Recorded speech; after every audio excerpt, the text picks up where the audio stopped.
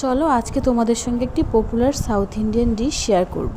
আর তার জন্য আমি বাগান থেকে কারি পাতা নিলাম, তারপর নিলাম গোলমরিচ, জিরে, ধনেপাতা গুঁড়ো, কয়েকটি রসুন কোয়া, একটি টমেটো এবং কারি পাতা, আর সঙ্গে একটি আস্ত শুকনো মরিচ।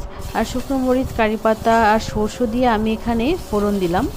আর বুঝতেই পারছো আমি এখন কি রান্না করতে যাচ্ছি। আমি এখন রান্না করছি সাউথ ইন্ডিয়ান রাসাম, যেটাকে রাসাম রাইস বলে। তো মশলাগুলো আমি এখানে দিয়ে দিলাম এবং তারপর লবণ, হলুদ দিলাম। দেওয়ার পরে টমেটোটি কুচি করে কেটে দিলাম, একটু ভাজি ভাজি করে নিলাম। ভাজি ভাজি করে নেওয়ার পর তারপর যে মেইন ইনগ্রিডিয়েন্টস সেটা হচ্ছে তেঁতুল।